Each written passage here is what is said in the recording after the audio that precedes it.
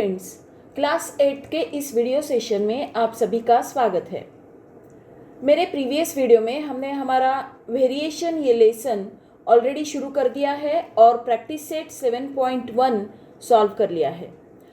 अगर अभी तक आपने वो वीडियोस नहीं देखे होंगे तो सबसे पहले वो देख लीजिए ताकि डायरेक्ट वेरिएशन का जो बेस है वो आपका क्लियर हो जाए। डायरेक्ट वेरिएशन अगर आपको समझ गया ना तो इनवर्स वेरिएशन भी बहुत अच्छे से समझ जाएगा। जो सम सॉल्व करने की मेथड है वो सेम है, सिर्फ डायरेक्ट वेरिएशन और इनवर्स वेरिएशन का फर्क आपको समझ में आना चाहिए। ओके, तो पहले वो वीडियोस देख लीजिए, उसके बाद ये वीडियो देखना तो आपको अच्छे से समझ में आएगा।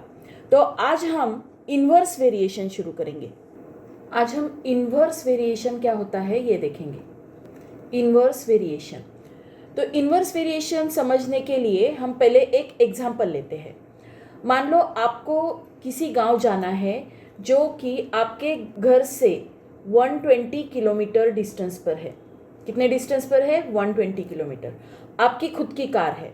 अब ये टेबल हम बनाएंगे। अब आपकी जो कार है उसकी स्पीड और उस स्पीड से आपको 120 किलोमीटर ट्रैवल करने के लिए कितना टाइम लगेगा। अगर आपको 120 किलोमीटर जाना है और आपने 20 किलोमीटर पर आवर मतलब 1 घंटे में 20 किलोमीटर ही गाड़ी चलानी है, एकदम स्लो गाड़ी चलानी है आपको, तो आपको कितना टाइम लगेगा? देखिए 26 जा 120 आता है, दैट मीन्स आपको 6 आवर्स मतलब 6 घंटे टाइम लगेगा। अगर आपने 30 किलोमीटर पर आवर इस स्पीड से गाड़ी चलाई तो आपको कितना टाइम लगेगा? 4 आवर्स, 4 घंटे आपको लगेंगे 120 किलोमीटर कवर करने के लिए। फिर अगर आपने 40 किलोमीटर पर आवर मतलब 1 घंटे में 40 किलोमीटर इतनी तेज गाड़ी चलाई तो आपको कितना टाइम लगेगा? 120 किलोमीटर कवर करने के लिए आपको 3 घंटे लगेंगे, 3 आवर्स। अब अगर 60 किलोमीटर पर आवर से आपने गाड़ी चलाई, 60 किलोमीटर पर आवर, 1 घंटे में 60 किलोमीटर, तो आपको कितना टाइम लगेगा? पहले घंटे में 60 और दूसरे अगले घंटे में 60, दैट मीन्स 2 आवर्स। तो ये पूरा डिस्टेंस जो है 120 किलोमीटर का वो आप 2 घंटे में कवर कर लोगे, राइट। तो देखिए यहाँ पर क्या हो रहा है, जैसे जैसे स्पीड बढ़ रही है, यहाँ 20 थी, 20 से 30 हो गई, 30 से 40 हो गई और 40 से 60 हो गई, that means speed is increasing, right. तो जब स्पीड बढ़ रही है तो आपको लगने वाला टाइम कम हो रहा है। पहले 6 घंटे लग रहे थे, उसके बाद 4, उसके बाद 3 और लास्ट में जब सबसे ज़्यादा स्पीड थी तो आपको सबसे कम टाइम लग रहा था, दैट मीन्स 2 घंटे में आप पहुंच रहे थे। तो यहाँ पर क्या हो रहा है, स्पीड जैसे जैसे बढ़ रही है वैसे वैसे आपको लगने वाला टाइम क्या हो रहा है? टाइम कम हो रहा है। दैट मीन्स ये जो दोनों है स्पीड और टाइम एक दूसरे के अपोजिट बिहेव करते हैं। एक बढ़ता है तो दूसरा कम होता है, मतलब चेंज तो होता है, स्पीड चेंज हुई तो टाइम चेंज होगा, तो वेरिएशन तो है, लेकिन कैसा है? एक दूसरे के अपोजिट, मतलब इनवर्स वेरिएशन है। इनवर्स मतलब क्या है? इनवर्स मतलब अपोजिट। ओके, ये जो इनवर्स वेरिएशन होता है इसमें क्या होता है, जब एक क्वांटिटी बढ़ती है तो दूसरी कम होती है। वो पहली क्वांटिटी अगर कम हो गई तो दूसरी बढ़ती है, मतलब दोनों जो क्वांटिटीज आपको दी है वो एक दूसरे के अपोजिट काम करती है। ओके, अब इनवर्स वेरिएशन की क्या खासियत है ये देखते हैं। देखिए यहाँ पर ये 20 और 6, तो दोनों का अगर हम मल्टीप्लिकेशन कर दें 20 इंटू 6 तो ये क्या आता है? 26 आर 120। फिर ये 30 इंटू 4, ये 30 और ये 4, इनका अगर मल्टीप्लिकेशन कर दे तो क्या आएगा? 34 जा 3 4 जा 12 एंड 0 मतलब 120। 40 इंटू 3, ये 40 और ये 3, इनका अगर मल्टीप्लिकेशन कर दे तो क्या आएगा? 4 3 जा 12 और ऊपर एक 0। 40 इंटू 3 अगर कर दे तो ये भी 120 आता है।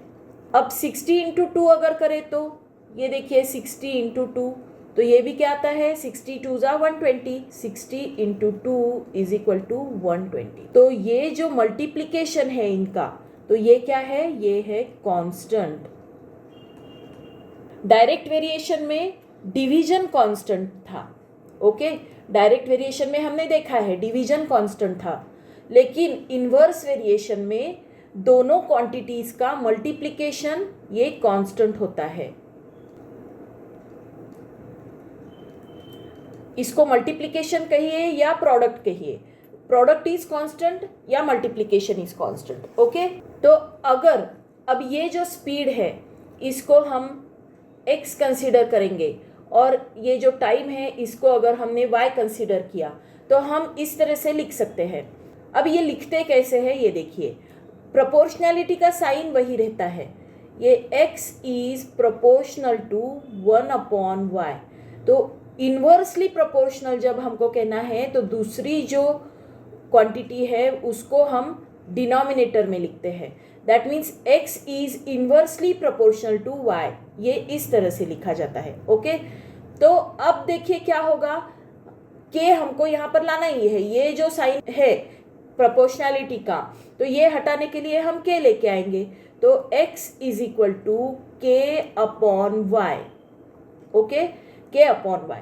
तो आगे क्या होगा, k की वैल्यू फाइंड आउट करनी पड़ेगी हमको, तो k की वैल्यू फाइंड आउट करने के लिए इस y को लेफ्ट साइड में जाना पड़ेगा, और लेफ्ट साइड में वो यहाँ डिनोमिनेटर में है तो यहाँ न्यूमरेटर में आ जाएगा, तो x into y is equal to k। That means k is equal to xy। इसका मतलब ही क्या है, दोनों क्वांटिटीज का जो प्रोडक्ट है, जो मल्टीप्लिकेशन है, वो क्या है, constant. This k is constant of variation. k क्या है, वेरिएशन कांस्टेंट है। तो k की वैल्यू हमने फाइंड आउट कैसे करनी है, k is equal to xy, मतलब दोनों क्वांटिटीज का जो प्रोडक्ट होता है वो होती है k की वैल्यू। ओके, और जब हम इस इक्वेशन में k की वैल्यू रखते हैं तो वो क्या होता है, इक्वेशन ऑफ वेरिएशन।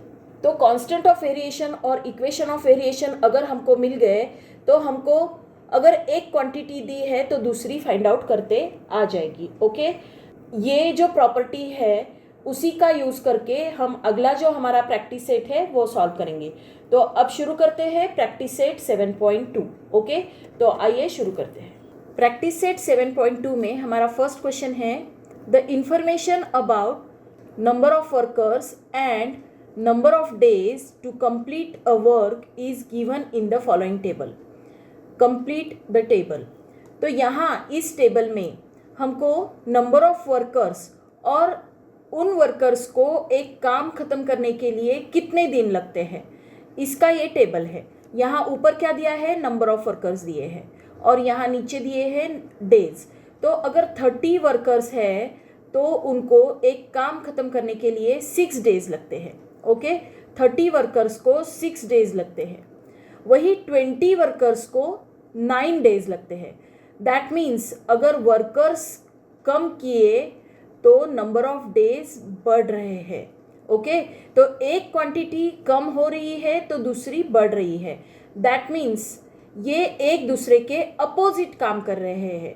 तो ये एक दूसरे के जब अपोजिट काम करते हैं तो ये कौन सा वेरिएशन होता है, ये इन्वर्स वेरिएशन होता है। हमको यहाँ पर 2 कॉलम्स इसीलिए फिल करके दिए हैं कि हमको ऑब्जर्व करके ये डिसाइड करना है कि कौन सा वेरिएशन है।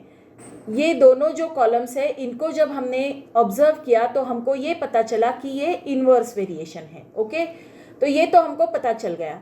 अब हमको सॉल्व करना है तो सबसे पहले हम क्या करेंगे, नंबर ऑफ वर्कर्स को हम W कंसीडर करेंगे, W, और डेज को हम D कंसीडर करेंगे। तो अब जो कंसीडर किया है वो लिख लेते हैं। Let the number of workers be W and the number of days be D। Okay, number of workers को हमने W कंसीडर किया और डेज को D कंसीडर किया। तो अब हमको क्या लिखना है, जब नंबर ऑफ वर्कर्स कम हो रहे हैं तो नंबर ऑफ डेज बढ़ रहे हैं। That means this is the inverse variation. तो ये हमको लिखना पड़ेगा, आपको सिर्फ समझ के नहीं चलेगा, आपको ये लिखना भी पड़ेगा। As the number of workers are decreasing, the days required to complete the work are increasing. So this is the example of inverse variation. तो inverse variation में क्या होता है, ये जो W है ये D के साथ इन्वर्सली वेरी करता है. Okay, W is inversely proportional to D. तो इसको इस तरह से लिखा जाता है, W is inversely proportional to D. तो D को डिनोमिनेटर में लिखते हैं. ओके, तो यहाँ पर भी ये जो प्रोपोर्शनैलिटी साइन है ये हमको हटाना है. तो हम क्या करेंगे, W is equal to K into 1/D. K is the constant of variation.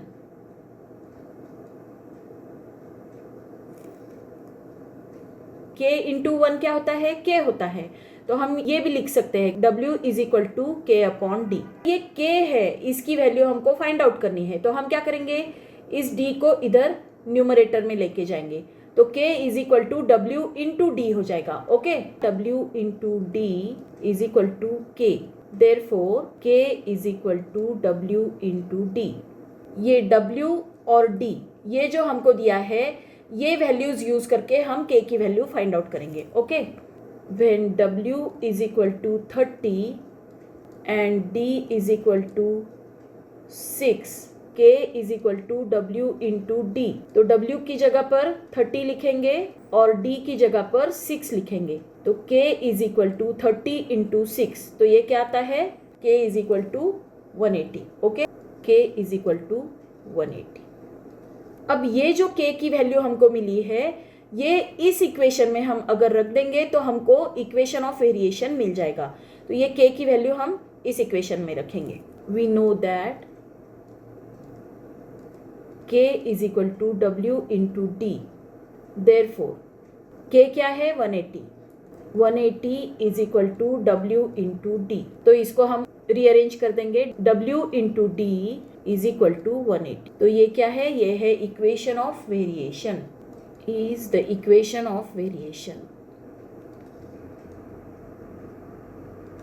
अब ये जो टेबल हमको सॉल्व करना है उसके लिए हम इक्वेशन ऑफ वेरिएशन का यूज करेंगे.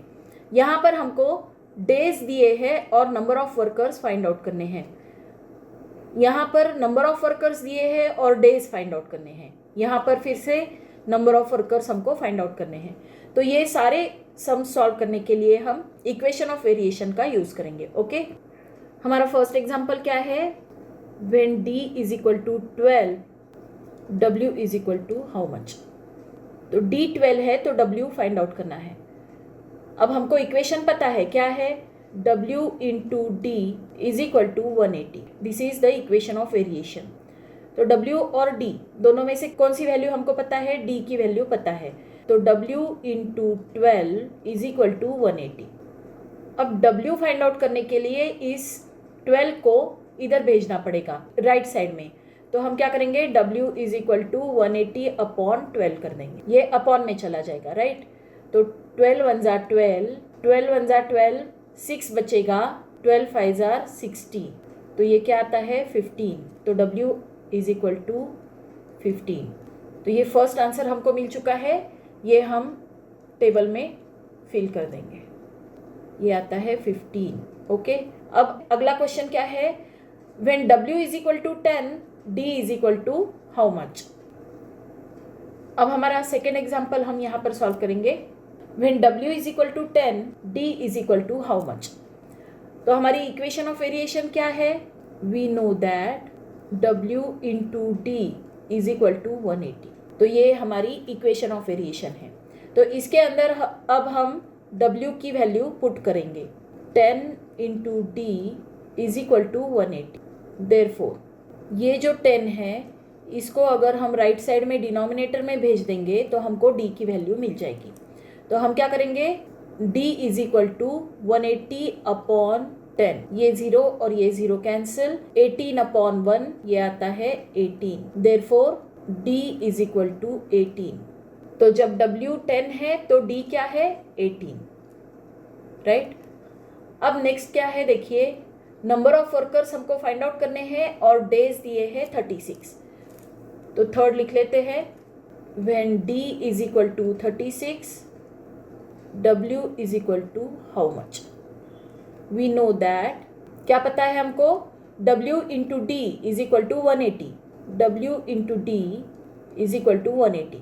ये है हमारी इक्वेशन ऑफ वेरिएशन, राइट। तो अब यहाँ पर D हमको पता है, तो W into 36 is equal to क्या आता है, 180। तो अब ये जो W है ये फाइंड आउट करने के लिए 36 को यहाँ डिनोमिनेटर में जाना पड़ेगा, तो W is equal to 180 upon 36। अब इनको दोनों को कॉमन नंबर से डिवाइड करेंगे। दोनों कौन से टेबल में आते हैं, देखिए 9 2 ज़ा 18 आता है और 9 4 ज़ा 36, 9 4 ज़ा 36, 9 2 ज़ा 18 और 0, ये 0 ऊपर, 4 1 ज़ा 4, 4 5 ज़ा 20, तो ये क्या आता है 5 अपॉन 1, दैट मीन्स 5। तो W क्या आता है, W is equal to 5, W is equal to 5। तो यहाँ इस टेबल में हम लिख लेते हैं W इज इक्वल टू 5।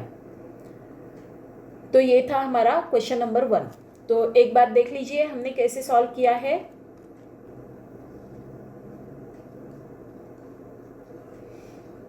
तो ये था हमारा क्वेश्चन नंबर 1। आज के लिए हम यहीं पर स्टॉप करते हैं। हमारे नेक्स्ट वीडियो में अगले सारे क्वेश्चंस के साथ फिर से मिलेंगे। Thank you for watching.